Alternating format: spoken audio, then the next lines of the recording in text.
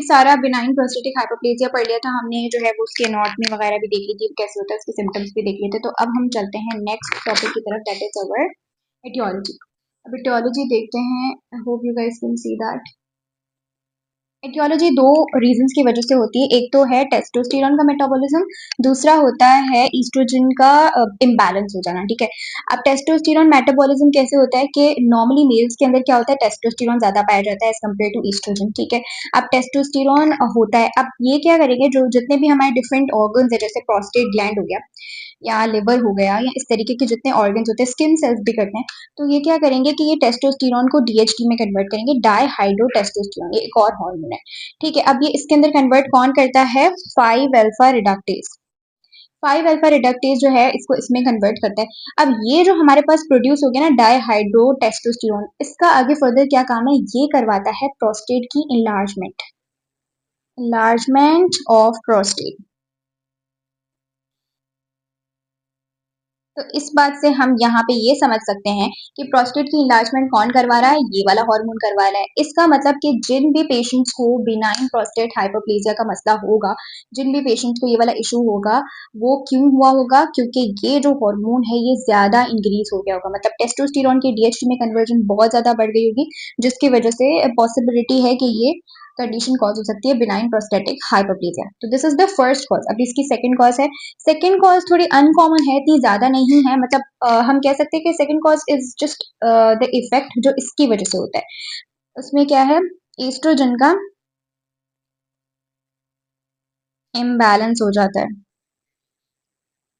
ठीक है, ईस्ट्रोजन का इम्बैलेंस हो जाता है। ईस्ट्रोजन इम्बैलेंस होगा क्यों, क्योंकि नॉर्मली क्या है कि टेस्टोस्टेरोन और ईस्ट्रोजन बैलेंस के साथ चलते हैं, बट क्या है कि जब आपका टेस्टोस्टेरोन ज्यादा बढ़ जाएगा, वो डीएचटी में ज्यादा कन्वर्ट हो रहा होगा, तो टेस्टोस्टेरोन क्या हो जाएगा, कम हो जाएगा, मतलब ये ज्यादा डीएचटी में कन्वर्ट होता जा रहा है, तो ये कंपैरेटिवली ईस्ट्रोजन के बहुत ज्यादा मेल्स की बॉडी में कम होता जाएगा।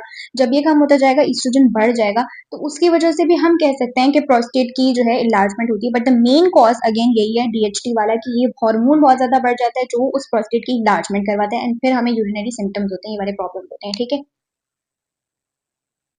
अब एक बात मैं आप लोगों को क्लियर कर दूं कि जब ये हार्मोन ज्यादा बढ़ जाता है ना, तो उसकी वजह से फिर प्रोस्टेट का साइज बढ़ रहा है ना, तो अब हम क्या कर सकते हैं, अगर हमें इसको कभी ट्रीट करना है, ट्रीटमेंट हम आगे डिटेल में डिस्कस करेंगे, लेकिन क्या है कि अगर हमें इस कंडीशन को ट्रीट करना है, तो हम इस जो एंजाइम है ये 5 अल्फा रिडक्टेज, इसको इनहिबिट कर सकते हैं, इसको भी इनहिबिट कर सकते हैं, और भी तरीकेकार है। इसको इनहिबिट करेंगे तो ये इसमें ज्यादा बनना बंद हो जाएगा, तो फिर ये क्या करेगा कि प्रोस्टेट की इन्लार्जमेंट इतनी ज्यादा नहीं करेगा। ठीक है, अब लास्टली जो है ना, मैं इसके अंदर रिस्क फैक्टर्स डिस्कस कर लेती हूँ। रिस्क फैक्टर्स क्या होंगे इस कंडीशन के,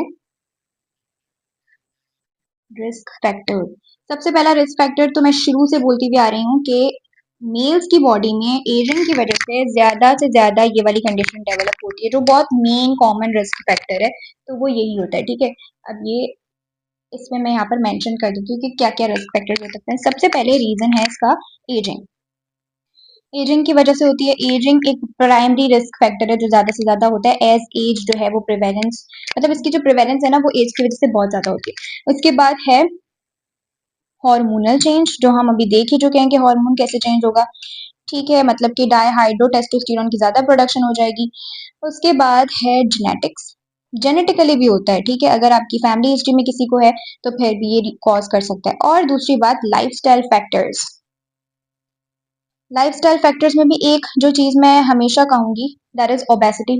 अगर ओबेसिटी है मींस मोटापा है, तो उसकी वजह से काफी सारी बीमारियां होती हैं, तो ये भी वन ऑफ द रीजन है कि बीपीएच हो सकते हैं। ठीक है, लाइफस्टाइल फैक्टर्स भी ऐसे होते हैं, आपको अपनी लाइफस्टाइल को मैनेज करके चलना चाहिए। सो ओबेसिटी हो सकती है लाइफस्टाइल के अंदर, और जो है वो फिजिकल एक्टिविटी अगर आप नहीं कर रहे और आप ऐसी डाइट ले रहे हो जो बहुत हाई फैट डाइट है, तो this can be the reason कि ये वाली कंडीशन डेवलप हो जाए। ठीक है, तो हाई फैट डाइट नहीं लेनी है और फिजिकल एक्टिविटी करनी है, तो ये सारी चीजें जो है, मतलब अगर हम इस चीज को कंट्रोल कर देते हैं ना, लाइफस्टाइल फैक्टर्स को, इस कंडीशन में अगर किसी को बीपीएच हो गया, हमने इसको कंट्रोल किया, तो क्या होगा कि उसका बीपीएच का प्रोग्रेशन रुक सकता है, मतलब अगर वो कंटिन्यूसली बढ़ती जा रही है ना, तो वो रुक सकती है, लेकिन ट्रीटमेंट के लिए तो ऑब्वियसली हमें इस कंडीशन में मेडिकेशन लेनी पड़ेंगी।